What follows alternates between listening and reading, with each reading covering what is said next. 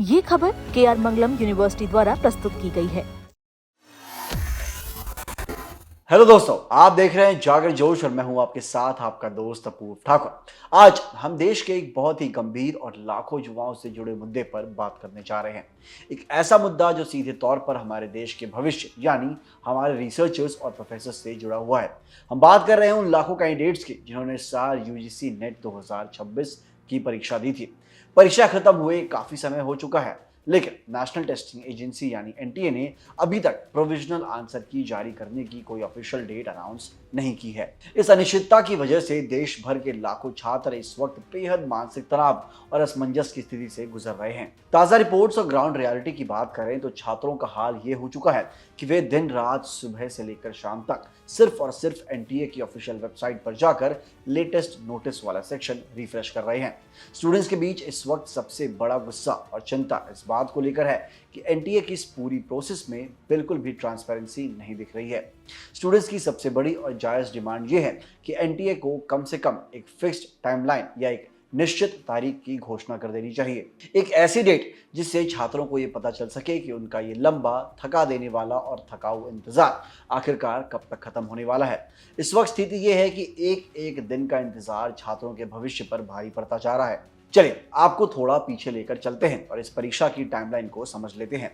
UGC net जून 2026 की परीक्षा देश भर के अलग अलग शहरों में और सैकड़ों सेंटर्स पर 22 जून से लेकर 30 जून 2026 के बीच कंप्यूटर बेस्ड टेस्ट मोड में आयोजित की गई थी। इसके बाद पंजाब के जालंधर में एक सेंटर पर कुछ तकनीकी खराबी यानी टेक्निकल ग्लिच आ गया था, जिसकी वजह से वहां के स्टूडेंट्स की परीक्षा टालनी पड़ी थी।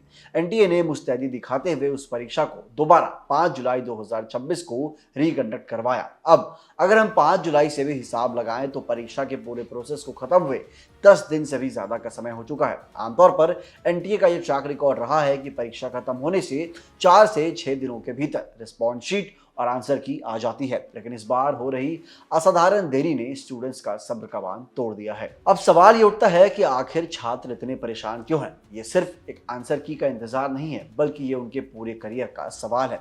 बहुत से कैंडिडेट्स को अलग अलग यूनिवर्सिटीज में पीएचडी एडमिशंस के लिए तुरंत अप्लाई करना है, जिनकी डेडलाइन नजदीक आती जा रही है। कई ऐसे छात्र हैं जो असिस्टेंट प्रोफेसर की नई वैकेंसीज के लिए प्लानिंग कर रहे हैं। वहीं एक बहुत बड़ा वर्ग उन स्टूडेंट्स का भी है जिन्होंने अभी तक ये तय नहीं किया है कि क्या उन्हें अगले टर्म की परीक्षा के लिए अभी से कोचिंग या सेल्फ स्टडी शुरू कर देनी चाहिए या नहीं। जब तक उनके पास उनकी रिस्पॉन्स शीट और आंसर की नहीं होगी, वे अपने संभावित स्कोर यानी टेंटेटिव मार्क्स का अंदाजा बिल्कुल नहीं लगा सकते। इसी वजह से सोशल मीडिया प्लेटफॉर्म खासकर एक्स पर पिछले कुछ दिनों से लगातार एनटीए, यूजीसी के चेयरमैन और शिक्षा मंत्रालय को टैग करके एक क्लियर और ऑफिशियल अपडेट की मांग की जा रही है। चलिए अब आपको थोड़ा प्रोसेस भी समझा देते हैं कि अगर एक बार जब आंसर की आ जाएगी तो आगे की प्रोसेस क्या होगी, ताकि आप पहले से तैयार रहें। जैसे ही एनटीए अपनी वेबसाइट पर प्रोविजनल आंसर की का लिंक एक्टिव कर देगा, उसके साथ ही आपको अपनी रिकॉर्डेड रिस्पॉन्स शीट डाउनलोड करने का ऑप्शन भी मिल जाएगा। स्टूडेंट्स अपने लॉगिन क्रेडेंशियल्स का इस्तेमाल करके इसे डाउनलोड कर सकेंगे और अपने दिए गए आंसर्स का सही उत्तर से मिलान भी कर पाएंगे। अगर इस दौरान किसी स्टूडेंट को लगता है कि एनटीए की तरफ से दिया गया कोई जवाब गलत है, तो वो उसे ऑनलाइन चैलेंज भी कर सकता है। इसके लिए आमतौर पर प्रति सवाल 200 रुपए का नॉन रिफंडेबल प्रोसेसिंग फीस देनी होती है। छात्र से मिली इन सभी आपत्तियों की जांच सब्जेक्ट एक्सपर्ट्स का एक स्पेशल पैनल करेगा।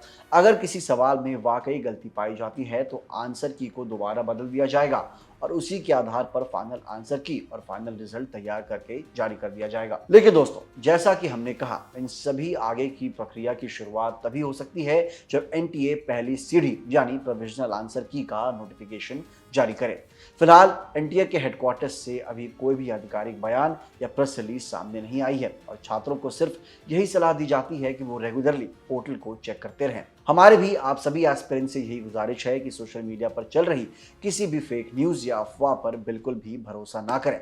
केवल और केवल आधिकारिक वेबसाइट ugcnet.nta.nic.in पर आने वाले नोटिफिकेशंस को ही सच मारें। जैसे ही इस पर कोई भी नया अपडेट या ऑफिशियल लिंक एक्टिव होगा, हम सबसे पहले लाइव होकर आप तक ये जानकारी पहुंचाएंगे। तो फिर दोस्तों, अगर आपको ये वीडियो पसंद आई हो तो इसको लाइक करें, इस पर कमेंट करें और इसे शेयर करें अपने उन सारे दोस्तों के साथ जो आंसर की का इंतजार कर रहे हैं। मिलते हैं अगली वीडियो में।